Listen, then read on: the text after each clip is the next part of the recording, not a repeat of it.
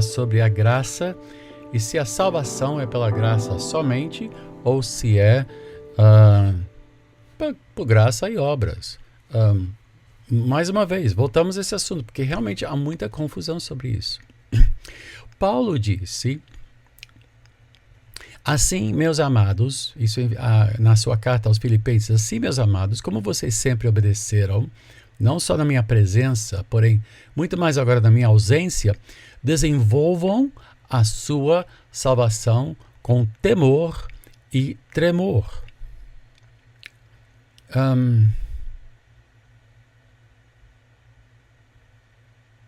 Porque Deus é quem efetua em vocês tanto o querer como o realizar, segundo a sua boa vontade. Passagem importantíssima. Para muitos é difícil essa passagem, porque nós dissemos, não, nós somos salvos pela graça. Não, nós somos justificados pela graça. Né? Ou seja, não há mérito em nós, Deus nos adota por causa do sacrifício do seu Filho, nos adota como filhos, nos entregamos a Ele, segundo entende o reformado, porque o Espírito opera isso em nós, que o novo nascimento acontece antes de nós nos arrependermos, ou seja, como Jesus disse a Nicodemos, é necessário que você nasça de novo para sequer ver o reino de Deus. Arminianos dizem ao contrário, nós nos arrependemos e por isso nós nascemos de novo. Não quero entrar nessa discussão, mas o que nós temos que entender é que Deus nos salva, dando a nós tanto o desejo, como também Ele realiza isso em nós, Ele nos dá capacidade. E por isso, baseado no fato de que salvação, para usar um termo técnico, a salvação é monergista, ou seja, é Deus quem faz tudo.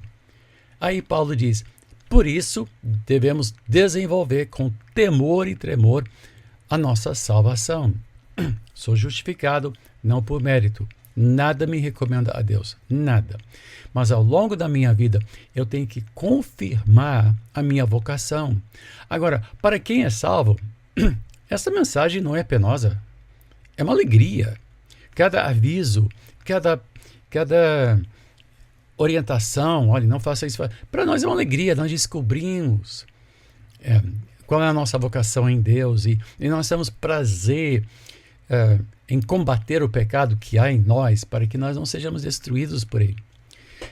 Isso não é penoso. As palavras de Cristo não são penosas para nós, mas há pessoas que se revoltam. Não, porque eu quero saber se é por mérito ou pela graça. Tudo é pela graça, mas isso não quer dizer que a gente pode pressupor que podemos continuar a viver do jeito que a gente bem entende.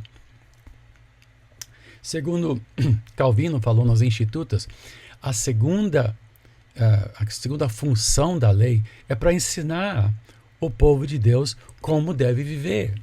Então, a lei não é eliminada, a lei de Cristo não elimina a necessidade de nós honrarmos a Deus somente, não termos outros deuses perante Ele, de não tomar o seu nome em vão, de nós descansarmos em Cristo, aprendermos que Ele é o nosso sábado, de não invejar, de não matar, de não roubar, de não prestar testemunho falso. Essas coisas fazem parte da vida cristã. Não que nós somos justificados por isso, não. Paulo disse em Romanos capítulo 8, já não há mais condenação para os que estão em Cristo Jesus. Mas dizer a partir daí, bom, já não estou mais condenado, posso viver do jeito que eu quiser. Que a vida cristã é só saber que Jesus está comigo, mesmo se eu estiver naquele quarto de motel com aquela prostituta, pelo menos Deus está comigo. Se eu estiver cheirando uma cocaína, Deus está comigo. Não, gente. A vida cristã não é isso. Quem vive assim não é crente, não é cristão e não vai ser salvo, não foi salvo. Ele se encantou com a igreja, gostou da mensagem, mas seu coração não foi transformado pelo poder de Deus. Não foi. Agora, se foi, essas palavras não são penosas. Paulo diz, olhe, Eu sou o que eu sou pela graça. Por isso eu trabalho muito mais. 1 Coríntios 15 ele fala isso. E aqui em Filipenses 2 ele diz, devemos desenvolver nossa salvação com temor e tremor. Então nós pensamos naquelas parábolas, as 5 virgens sábias que mantiveram no seu candeeiro o óleo, a unção de Deus, a presença do Espírito, cultivaram a presença do Espírito. E as tolas não, deixaram seu candeeiro secar e quando chegou a hora, ficaram de fora. E há pessoas que vão chegar e dizer, Senhor, Senhor, fizemos maravilhas, pregamos, expulsamos demônios. Ele disse, eu não conheço vocês. Por quê? Porque vocês praticam o mal. E muita gente que se acha crente vai levar mais do que um susto. Será um susto trágico e definitivo e eterno. Quem realmente ama a Deus, quer servir a Deus, quer viver a vida cristã, quer se consagrar, quer se purificar, quer se santificar e quer mortificar o pecado. O pecado é para essa pessoa salva, redimida, é uma complicação.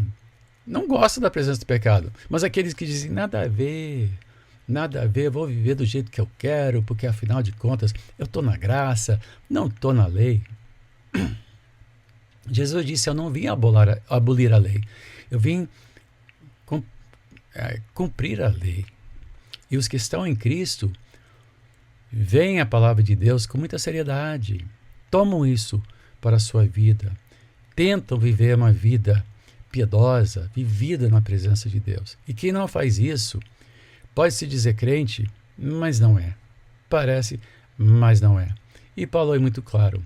Aqueles que têm aparência de piedade, mas negam o poder da piedade, não tenha nada a ver com essa gente. Não é que a gente tem que se isolar do mundo, não, pelo contrário. Jesus sentava com prostitutas e publicanos. Jesus andava e sentava ao lado da fonte com a mulher samaritana. E os discípulos até estranharam, mas ele disse, eu vim para os doentes. O cristão não se isola do mundo, ele vive. Mas para quem se diz cristão e vive com o mundo, esses são más companhias. E más companhias corrompem os bons costumes. Então, tenhamos esse critério. Eu estou diariamente no Instagram procurando responder perguntas, @BispoWalter.